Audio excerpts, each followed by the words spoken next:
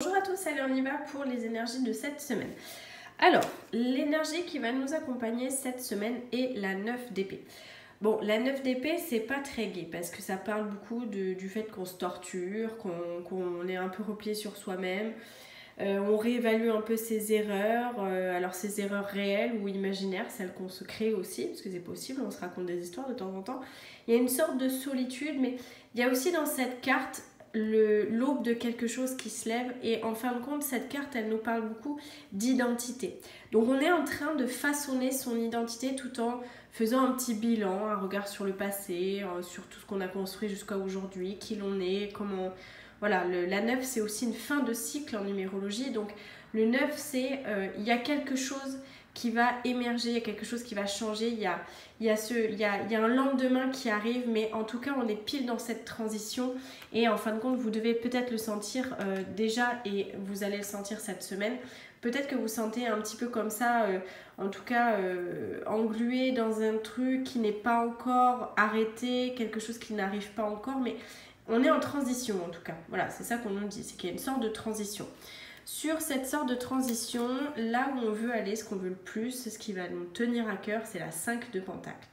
La 5 de Pentacle nous révèle une situation qui est un peu stagnante. Il est possible qu'en ce moment, vous ayez la sensation que les choses ne vont pas assez vite, que tout prend du temps, que ça, voilà, c'est pas comme vous souhaiteriez.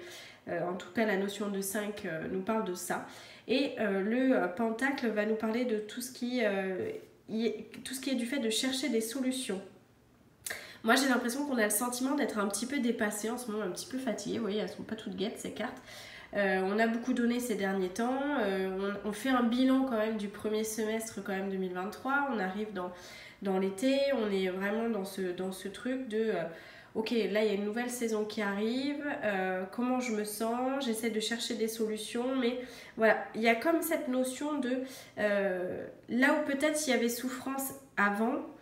on cherche des solutions. Ce qu'on veut, c'est trouver une solution par rapport à ce qui nous rend mal, ce qui peut nous mettre dans un état un peu, dans un pattern un peu négatif.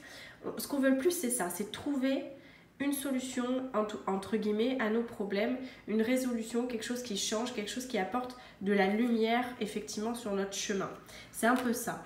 Ce qui va nous aider, c'est la carte du chevalier de bâton. Alors, le chevalier de bâton, c'est une carte où, vous voyez ce chevalier, là, il y a le dragon, il y a tout, il y a la montagne. Le mec, il recule devant rien. Il est au taquet, il y va, il n'a pas peur. On a ce côté comme ça d'idées pertinentes avec, voilà, je sais quand même ce que je vais faire, je me garde quand même quelque chose sous le coude. On a des idées, on sait quand même ce qu'on doit faire, on se garde des bonnes cartes, entre guillemets, dans la main, quelque chose qu'on peut changer. On est, j'ai l'impression, dans une perspicacité quand même instinctive. Vous savez quoi faire. Ce qui va vous aider, c'est ce côté, je prends conscience que voilà, je suis un peu fatiguée, je me repose pour aller là où je dois aller et mettre de l'énergie comme ça en illimité parce que je sais où est mon chemin. C'est vraiment ça qui va vous aider, c'est de retrouver ce côté charismatique, ce côté leadership, ce côté où vous savez quoi faire. Vous savez quoi faire. C'est ce qu'on vous dit dans cette carte. D'ailleurs, le défi, c'est marrant, c'est la 7 de coupe.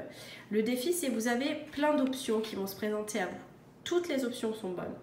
Toutes les options sont positives. Là, on vous demande d'oser rêver, on vous demande attention quand même de ne pas rentrer dans tout ce qui est de l'ordre du fantasme, vous voyez, de trop rester oui mais si je prends ci, oui mais si je prends ça, oui mais est-ce que ce serait pas mieux à droite, mais à un moment donné il va falloir choisir, il va falloir prendre une coupe là, effectivement, une solution, une direction, et en tout cas ce qu'on nous dit c'est vraiment vous avez peur de prendre la mauvaise décision. Et cette carte, elle est en défi. Faites le choix, osez rêver, osez avancer, osez poser un pas devant l'autre. Là, vous êtes trop dans ce côté où vous avez peur de vous gourer, de vous tromper, tout simplement. On n'en est pas là, en fait. Ce qui est le plus important, c'est que c'est pas nécessairement le choix le plus exaltant que vous allez prendre, mais c'est le plus pertinent pour votre cœur. Donc, le défi, en fait, qui se présente à vous, c'est tout simplement d'écouter vos sentiments, d'écouter ce qui se passe à l'intérieur de vous, ce tambour intérieur comme ça qui vous permet d'avoir une réponse concrète, tangible de « je dois aller là ». Je dois aller là, je sais qui je suis, je sais comment je réagis, je suis en train de trouver des solutions et je n'ai pas peur d'affronter ce qui va se passer. C'est vraiment ce qui ressort.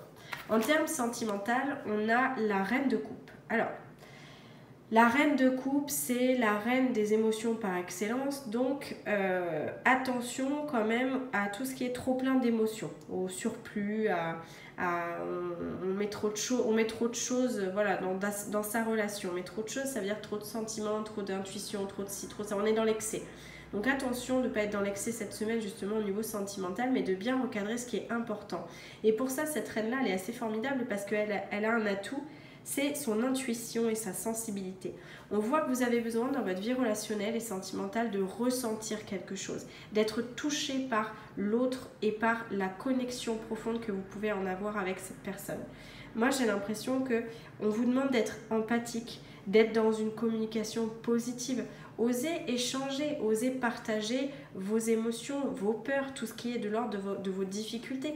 Comment vous voulez que l'autre puisse échanger et avoir une relation sincère avec vous si vous ne vous ouvrez pas? Il y a un moment, il va falloir communiquer positivement sur ce qu'on a envie, ce qu'on a besoin, ce qui est important pour nous, comment on fonctionne, notre carte du monde.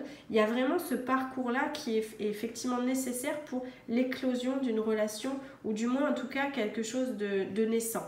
Voilà, c'est ça qui sort tout simplement dans la vie sentimentale. Donc, merci le challenge et bon courage à tout le monde. Alors, dans la vie professionnelle, on tire l'ermite. Alors, c'est hyper intéressant dans la vie professionnelle parce qu'autant la semaine dernière, c'était on y va à pleine bombe, autant là, j'ai l'impression, on est encore beaucoup dans le 9 quand même, malgré tout, le 9.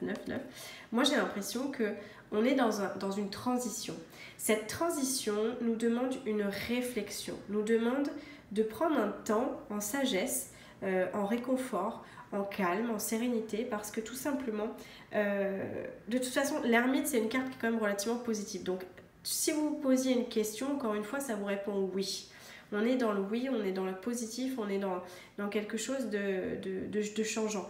Par contre, avant de prendre une décision, vous avez besoin de recul. Donc, toutes les distractions qui peuvent venir empêcher cette